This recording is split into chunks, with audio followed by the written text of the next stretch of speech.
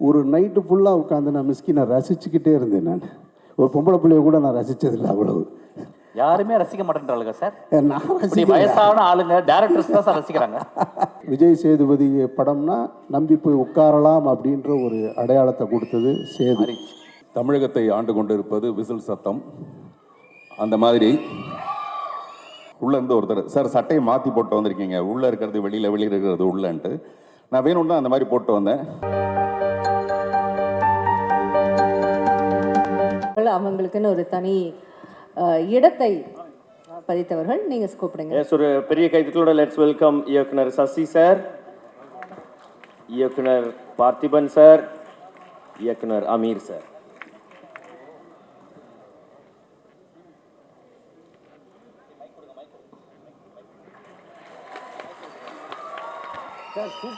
Amir sir, can we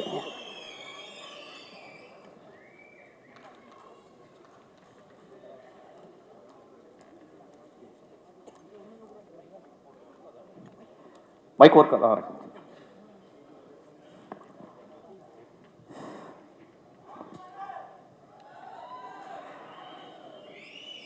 அரங்கத்தில் அனைவருக்கும் இறைவன் புறத்திலிருந்து சாந்தியும் சமாதானம் உண்டாகட்டும். மிஸ்கின் தமிழ் சினிமாவின் போக்கை மாற்றிய இயக்குனர் கிடையாது. தமிழ் சினிமாவில் தனக்குன்னு ஒரு பாதையை அமைச்சுக்கிட்டது தான் மிஸ்கின். தனக்குன்னு ஒரு ஸ்டைல், அது படம் எடுக்கிறதுலையா இருக்கட்டும், தன்னை பொது வெளியில் ப்ரொஜெக்ட் பண்ணிக்கிறதுலையா இருக்கட்டும், எந்த விமர்சனத்தையும் கடந்து நான் இப்படி தான் அப்படின்னு சொல்கிறதுல முதன்மையான இடம் மிஸ்கினுக்கு உண்டு.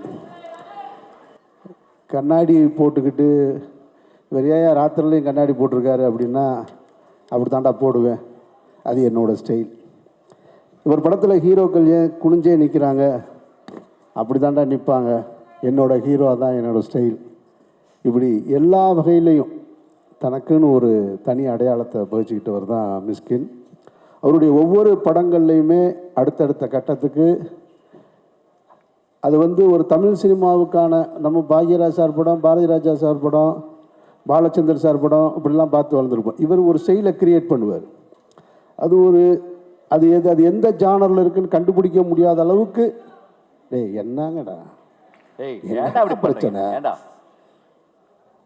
இதுக்கு எதுக்கு இவ்வளோ நேரம் உட்காந்துருக்க, வீட்டுக்கு போயிடலாமே நீ, அப்படி ஒரு தனக்கான ஒரு ஸ்டைலை கிரியேட் பண்ணிக்கிட்டே இருக்கிறவர் தான் மிஸ்கின். என்னைய கூட்டு போய் டான்ஸ் ஆட விட்டவர், யுத்தம் செய்யலை, எதுக்கு என்னை கூட்டு போனார்னு தெரியாது, ஏன் அப்படி பண்ணான்னு தெரில. அந்த அதில் சுமந்தாலேருந்து வெளியே வர்றதுக்கு எனக்கு ரொம்ப நாள் ஆச்சு. அதுக்கப்புறமா நடிக்க வந்ததுலேயும் மிஸ்கின் இவ்வளோ பர்ஃபார்ம் பண்ணுவாரா அப்படின்னா ஆச்சரியப்பட வைக்கிறாரு. பொதுவாக எம்ஜிஆர் படங்கள், சிவாஜி சார் படம், ரஜினி சார் படம், கமல் சார் படம், இந்த மாதிரியான படங்கள்லாம் ஃப்ரேமில் எம்ஜிஆர் நின்னார்னா கண் அவரை மட்டும்தான் பார்க்கும், பக்கத்தில் நிற்கிற ஆர்டிஸ்ட்டை பார்க்க முடியாது. சிவாஜி சார் நின்னார்னா அவரை மட்டும்தான் பார்க்கும். அப்படி தான் ரஜினி, கமல் எல்லாருமே. இப்போ இருக்கிறதுல விஜய் சார் அந்த மாதிரியான ஒரு மாஸ் அப்பீலில் இருக்கிற ஒரு சூப்பர் ஸ்டார் பொசிஷனில் இருக்கிற ஹீரோ.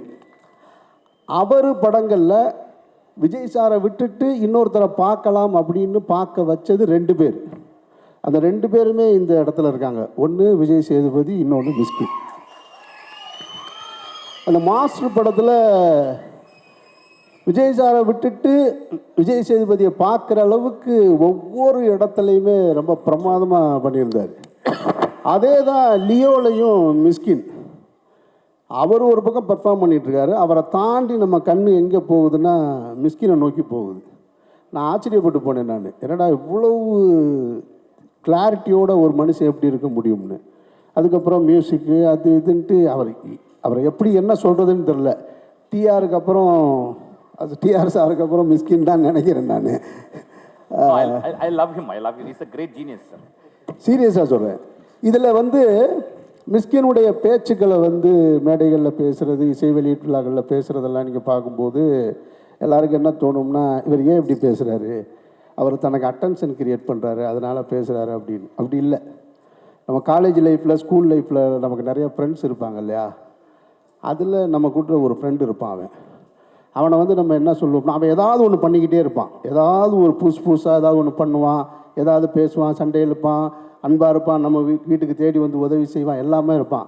அவனுக்கு பேர் செல்லக்கிருக்கேன்னு சொல்லுவோம் நம்ம. அது மாதிரி தான் மிஸ்கின். அவர் எந்த விமர்சனத்தை பற்றியும் கவலைப்படுறதில்ல, எது பற்றியும் கண்டுக்கிறதே கிடையாது. திரும்ப பேசும்போதும் சரி, அது வந்து போலியாக இருக்காது, உண்மையிலேயே லவ்வபுளாக தான் இருக்கும். என்ன என்ன அப்படின்னு கேட்குறீங்க, வாங்க போகலாம் அப்படின்ட்டு. நான் வந்து இந்த சினிமா துறைக்கு வந்து பல வருஷங்கள் ஆயிடுச்சு. இந்த நைட் பார்ட்டியில் போய் இருக்கிற பழக்கமே இல்லை. சமீபத்தில் ஒரு நாள் போனேன் ஒரு பார்ட்டிக்கு, அது டைரக்டர் ராமுடைய பிறந்தநாள் ஃபங்க்ஷனுக்கு. ஒரு நைட்டு ஃபுல்லாக உட்காந்து நான் மிஸ்கினை ரசிச்சுக்கிட்டே இருந்தேன். நான் ஒரு பொம்பளை பிள்ளைய கூட நான் ரசித்ததில்லை அவ்வளவு. யாருமே ரசிக்க மாட்டேன்றாளுங்க சார். நான் இப்படி ரசிக்கிறேன். வயசான ஆளுங்க டேரக்டர்ஸ் தான் சார் ரசிக்கிறாங்க. நான் ரசிக்கிறேன். அம்மா கேட்டுங்க, நல்ல பொண்ணா கேளுங்கம்மா, ரசிங்கம்மா வந்து. அதெல்லாம் ரசிக்க தான் செய்கிறாங்க, வெளியே சொல்ல மாட்டேன்றாப்புல, மறைச்சி வச்சுக்கிறாரு.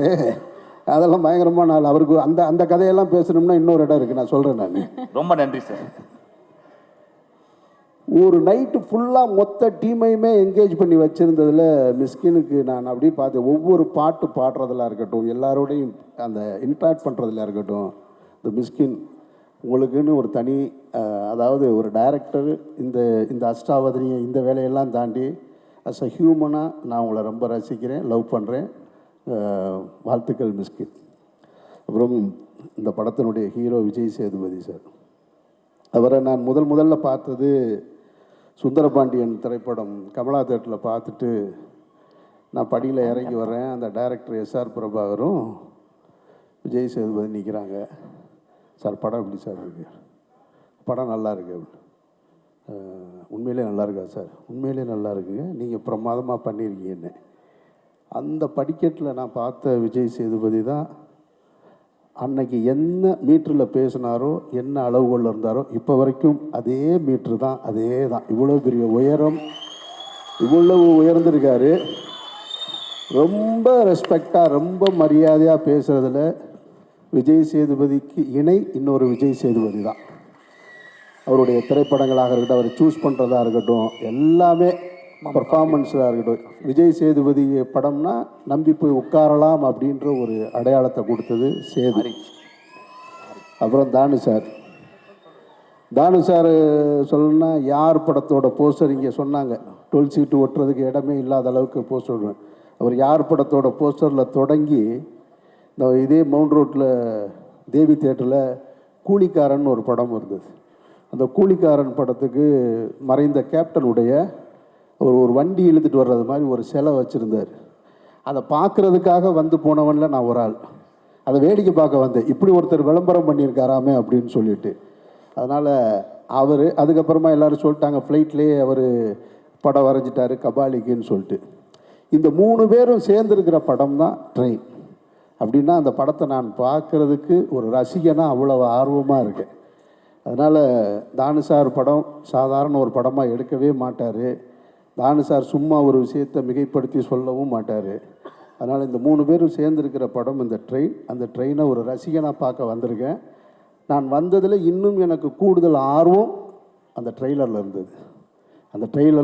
அந்த மேக்கிங்கில் இருந்தது, இப்போ பாடின அந்த பாட்டில் இருந்தது, எல்லாமா சேர்ந்து ஆகஸ்ட்டில் பண்ணிடுங்க, இந்த படத்தை ரிலீஸ் பண்ணிடுங்கன்னு உங்கள்கிட்ட நானும் அன்போடு கேட்டுக்கிறேன். ரொம்ப நன்றி சார். கொஞ்சம் சத்தமாக சொல்லுங்கள், எந்த வருஷம் சார் பண்ண போகிறோம்? ஆகஸ்ட்டில், இந்த வருஷம் ஆகஸ்ட். எங்கே தானு சார் எங்கே இருக்காரு?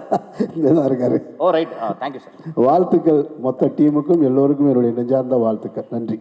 Thank you Ameer sir, thank you so much. Sasi sir. Yes, Mysskin படத்தை நம்ம எதுக்கு பார்க்க போகிறோம் அப்படின்னா, ஒரு அன்கன்வென்ஷனல் ஸ்டோரி டெல்லிங் இருக்கும், ஒரு அன்கன்வென்ஷனல் ஷார்ட் டிவிஷன் இருக்கும். இந்த ட்ரெயினை நான் பார்க்க போகிறதுக்கு ரீசன் 2 முக்கியமான ரீசன். என்னுடைய ஹை டாப் நாச் எக்ஸ்பெக்டேஷன் என்ன அப்படின்னா, இவனுடைய பேக்ரவுண்ட் ஸ்கோர் எப்படி இருக்க போகுது. இப்போ நான் சில விஷயங்கள் கேட்டேன், ஆஃபீஸ்லேயும் கேட்டிருக்கேன். ஆனால் படத்தோடு எந்த அளவுக்கு மேட்ச் ஆகுது, அந்த சீனை எந்த அளவுக்கு என்ஹான்ஸ் ஆகுதுங்கிறது என்னுடைய expectation number 1. Second, the Mysskin the way is extracting the performance from the artist, no, that's totally different. ஆனால் விஜய் சேதுபதி சார் மாதிரி ஒரு லெஜெண்டரி ஆக்டர்கிட்ட எப்படி ஒர்க் வாங்கியிருப்பார்? இந்த அமால்கமேஷன் எப்படி இருக்க போகுது? இதுதான் எனக்கு இந்த விஜய் சேதுபதி அண்ட் மிஷ்கின் காம்பினேஷன் இருக்குல்ல, இதுதான் என்னுடைய பயங்கர எக்ஸ்பெக்டேஷனாக இருக்குது. எப்படி இருக்க போகுது இந்த படம்? இந்த படம் வந்து ஒரு சில டைரக்டர் படம் தான், அது எப்படி அவங்க வந்து என்ன விமர்சனம் சொன்னாலுமே சரி போய் பார்த்துருவோம். we have something to learn from that. அது மாதிரி தான் உன்னுடைய படம். பட் இதில் இந்த படத்தை ஃபஸ்ட்டு டேவே பார்க்கணும்னு நினைக்கிறதுக்கு காரணம் விஜய் சேதுபதி. இந்த காம்பினேஷன் தானு சார், இதே சத்யம் தியேட்டரில் ஏதோ ஒரு படத்தை ஆடியோ ரிலீஸ்க்கு வந்திருந்தப்ப நீங்கள் சொன்னீங்க, நான் மிஷ்கின் தம்பியோட ஒரு படம் பண்ண போகிறேன்னு சொன்னீங்க சார். இவ்வளோ நாளுக்கு அப்புறம் இந்த படத்தை கரெக்ட் ட்ராக்கில் ஏற்றிட்டீங்க. நீங்கள் நினைக்கிற மாதிரி, நாங்கள்லாம் நினைக்கிற மாதிரி இந்த படம் கண்டிப்பாக பெரிய ரீச் ஆக போகுது. எந்த டெஸ்டினேஷன் சேரணும்னு நீங்கள் நினைக்கிறீங்களோ கண்டிப்பாக அந்த இடத்த ரீச் ஆகும் சார். ஏன்னா இது ட்ரெயின், கண்டிப்பாக ரீச் ஆகிடும் சார்.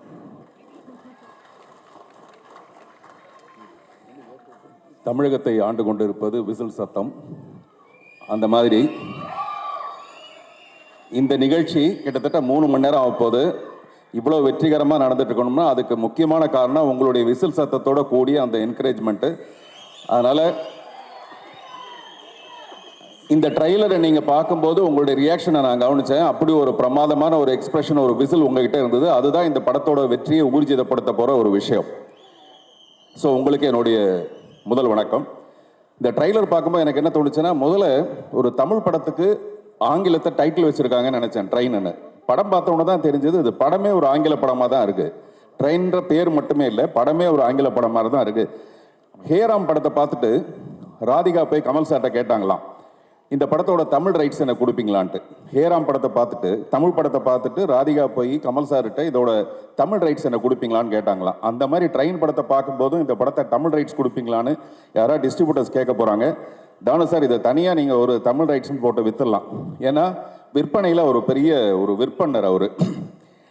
நான் உள்ளே நுழையும் போது யாரோ உள்ளேருந்து ஒருத்தர், சார் சட்டையை மாற்றி போட்டு வந்திருக்கீங்க, உள்ளே இருக்கிறது வெளியில், வெளியில் இருக்கிறது உள்ளேன்ட்டு.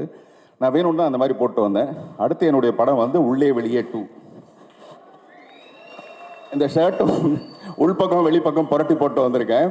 இதை வந்து இந்த படத்தோட ஆடியோ லான்ச்சில் என் படத்தோட ப்ரமோஷனுக்காக நான் அது சொல்ல வந்த காரணம் என்னன்னா, ஒவ்வொரு மனுஷனும், நான் விசில் சத்தம் சொன்னது கரெக்டு, பட் நான் பேசும்போது விசில் அடிக்காதீங்க, கேப்பில் அடிச்சிங்கன்னா அது பாராட்டு மாதிரி இருக்கும். ஓகே, உள்ளே வெளியே என்று நான் சொல்ல வந்தது என்னன்னா, ஒவ்வொரு மனுஷனுமே உள்ளுக்குள்ள ஒன்றா இருப்பான், வெளியில் வேற ஒன்றா இருப்பான். உள்ளுக்குள்ள ரொம்ப புனிதனாக இருப்பான், வெளியில் வந்ததுக்கப்புறம் பார்த்தா வேற ஒரு கடவுள் பாதி மிருகம் பாதி அப்படி தான் இருப்பான்.